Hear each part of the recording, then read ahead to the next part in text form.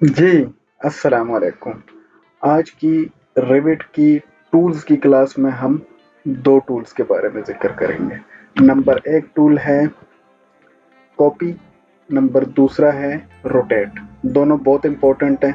दोनों का अगर हमें अच्छे तरीके से यूज़ करना आता हो तो हमारे बहुत से मसाइल हल हो सकते हैं और बहुत सा काम हम थोड़े से और कम वक्त में कर सकते हैं।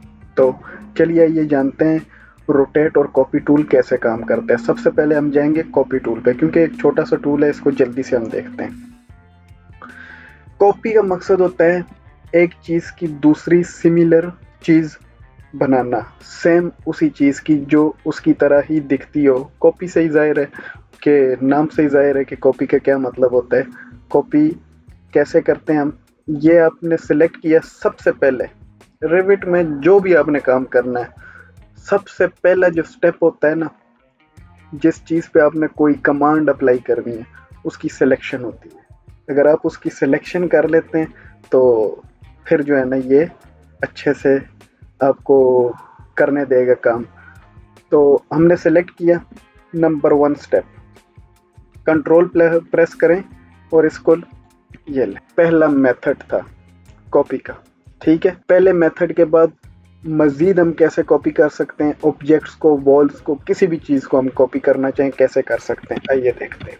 सेलेक्ट किया, सी ओ या मॉडिफाई फर्नीचर में आके आपने इसको क्लिक करना है, इसको। अब देखें ये कॉन्स्ट्रेंट का क्या मतलब है। कल की वीडियो में, जो मेरी पिछली वीडियो है जिसमें हमने मूव के बारे में बात की थी, तो उसमें अगर आपने देखा हो तो मूव में भी कॉन्स्ट्रेन और डिसजॉइन होता है। कॉन्स्ट्रेन का क्या मतलब है? कॉन्स्ट्रेन का मतलब है कि आप वर्टिकली या हॉरिजेंटली इसे मूव कर सकते हैं, मतलब कि 90 डिग्री, 180 डिग्री, 270 डिग्री, 360 डिग्री, ना कि आप किसी इसके अलावा किसी भी डिग्री पे आप इसे मूव नहीं कर सकते। मैं कॉन्स्ट्रेंट को क्लिक करता हूँ, ठीक है।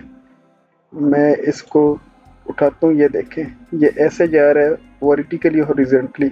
जब मैं कर्सर दूसरी तरफ तो ये हॉरिजेंटली मूव हो रहा है लेकिन किसी स्पेसिफिक एंगल पे नहीं मूव हो रहा है। ये देखें ये 90 डिग्री पे मूव हो रहा है, ये देखें 90 डिग्री, ये देखें, ठीक है। इस डायरेक्शन में अगर ये एक पूरा कंप्लीट करता है तो हम इसे 360 कहते हैं, इसको 180 कहते हैं, इसको 270 कहते हैं और दोबारा ये 360, ठीक है। तो ये देखें ये मैंने मूव कर दिया। अब हम कॉपी करते हैं, चीज़ को सिलेक्ट करते हैं, कॉपी करते हैं, वो उसकी एक कॉपी बना देता है। लेकिन ज़रूरी तो नहीं है कि हमने सिर्फ एक ही कॉपी करनी हो सकता है किसी जगह पे रिक्वायरमेंट हो कि हमने मल्टीपल कॉपीज करनी है। तो क्या हम बार बार सेलेक्ट करेंगे, बार बार कॉपी सीओ, ये तो मुश्किल काम है। तो ये हमने सिलेक्शन की, सीओ या यहाँ पे आके इसको आपने क्लिक कर देना है और यहाँ पे मैं मल्टीपल कर देता हूँ। ये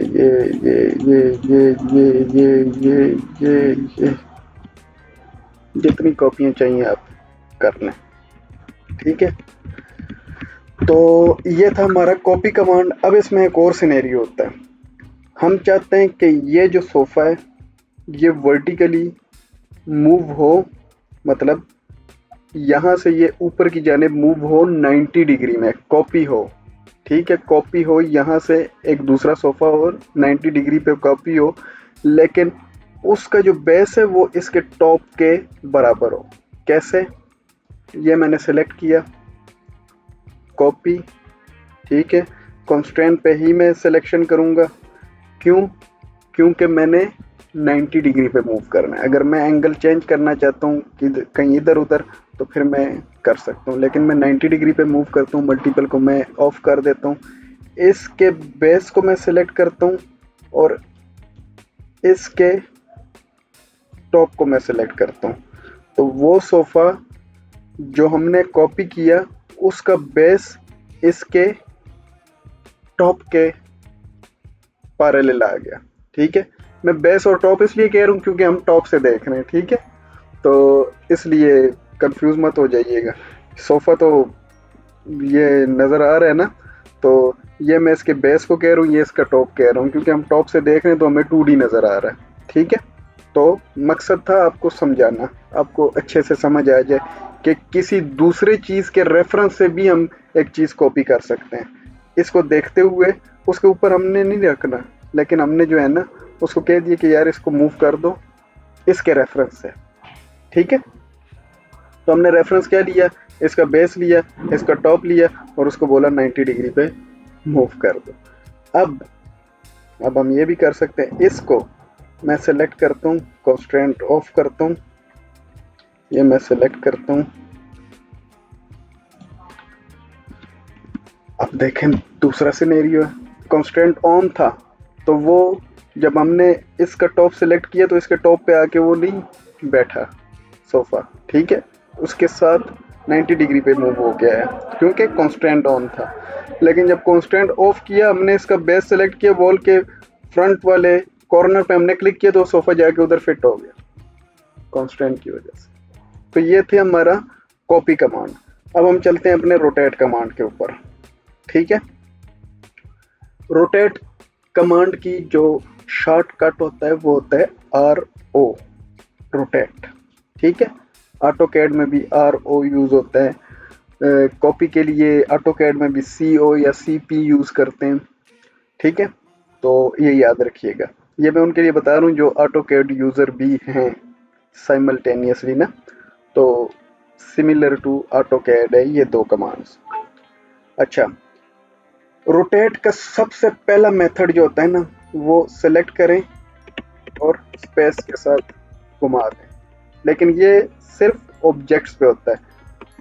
ये अगर आप वॉल के केस में करें ना तो उसका जो रेफरेंस लाइन होता है ना, जिसको देखते हुए जब हम वॉल ड्रा करते हैं तो एक डैश और हैच लाइन आती है, उसको रेफरेंस लाइन कहते हैं।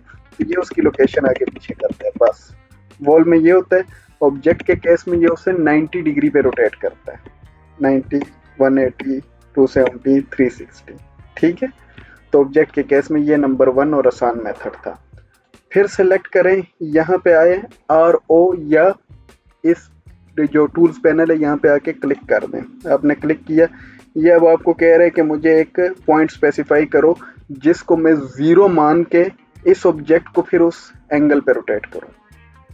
तो हम कहते हैं यार भाई तू इसे ऐसे कर, तू इसको 0 मान, ठीक है, और इसको मैनुअली भी पुट कर लो या इस तरह रोटेट करके अपने माउस के थ्रू जिस एंगल पे आपने फिट कर दिया आप कर सकते हैं। ये 45 पे इसने रोटेट कर दिया, ठीक है। अब ये क्या इसने किया है, 2 सोफे हो गए, 2 सोफे हमें नहीं चाहिए। हम क्या करते हैं, रोटेट कॉपी को हम डिसेलेक्ट करते हैं, हम कहते हैं जो सोफा है उसी को घुमाओ, हमें उसकी कॉपी नहीं चाहिए। तो ये देखो 45, ठीक है, ये उसने घुमा दिया। अब इसको मैं क्या करता हूँ, इसको मैं चाहता हूँ भाई ये तुम्हारा है 0 पॉइंट, इसके थ्रू आप इसको घुमाओ, ये देखो ठीक हो गया। ये था मेथड नंबर 2। अब मज़ीद हम क्या कर सकते हैं, मज़ीद आप देखें डिसजॉइन कर सकते हैं। डिसजॉइन किस केस में, आइए डिसजॉइन को पहले देख लेते हैं। लेकिन यहाँ पे अगर आप ये देखें, इसको आपने 0 स्पेसिफाई कर दिया, सेलेक्ट करने के बाद रोटेट कमांड सेलेक्ट करने के बाद आपने बेस पॉइंट इसको बता दिया। अब इसको बता दें कि इसे 90 पे घुमा दो, आप ऐसे भी कर सकते हैं, ठीक हो गया। ये आप उस केस में कर सकते हो मेरे नज़दीक जब आपके जहन में जो एंगल्स हैं वो बिल्कुल क्लियर हों, तो आप यहाँ पे पैनल में खुद से एंगल पुट करके उसे घुमा सकते हैं। अमूमन प्रैक्टिस ये नहीं है, जिन्हें हम ऐसे ही करते हैं, सेलेक्ट करके घुमाते हैं, जिधर वो चीज़ सूटेबल हो हम उधर प्लेस कर देते हैं, ठीक है। लेकिन कमांड है तो मैंने कहा मैं समझा दूँ आपको। खैर, अब रोटेट को मैंने फिर से सिलेक्ट किया, डिसजॉइन की बात करते हैं। ये देखें वॉल के केस में मैं वॉल को घुमाता हूँ ना, रोटेट करता हूँ, ये मैंने इसका पॉइंट सेलेक्ट किया, ये देखें ये नीचे वाली वॉल क्यों नहीं मूव हुई, क्योंकि डिसजॉइन है। अगर हम इसे जॉइन कर देंगे तो ये नीचे वाली वॉल भी मूव हो जाएगी। कैसे बताता हूँ, ये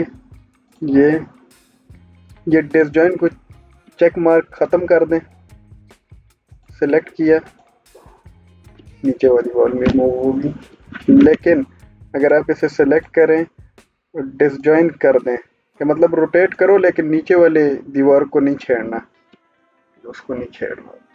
ठीक है, अब चलते हैं, ये टेबल और ये चेयर है।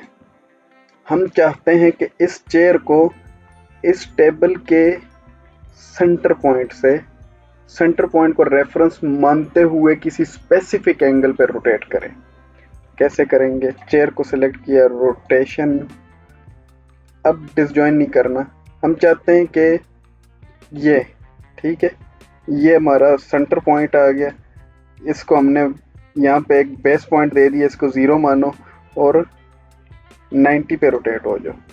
ठीक है, लेकिन हम चाहते हैं कि रोटेट भी करे और कॉपी भी कर दे, तो उस केस में हम क्या करें? रोटेट करें, कॉपी को सेलेक्ट करें, पेस, सेंटर पॉइंट, इसको 0 माने, इसको 90।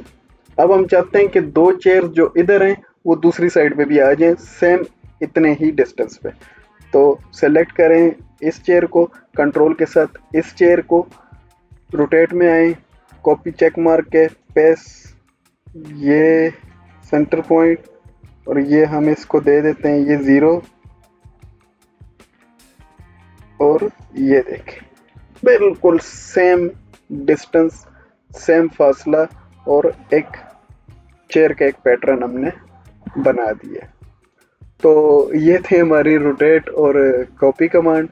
काफ़ी मैंने डिटेल में आपको समझाया, मकसद एक ही था कि आपको समझ आ जाए, और उम्मीद करता हूँ अगर आप मेरी वीडियो गौर से देखेंगे, 2-3 बार प्रैक्टिस कर लेंगे, फिर कोई एम्बिग्विटी या किसी किस्म की कोई शिकायत या कुछ आपको समझ नहीं आ रहा, कमेंट सेक्शन में बताइए। इंशाल्लाह मैं आपको उस पर पॉजिटिव रिस्पांस दूंगा, आपका मसला सॉल्व करेंगे इंशाल्लाह। एंड मिलते हैं आपसे नेक्स्ट वीडियो में, तब तक के लिए अल्लाह ने।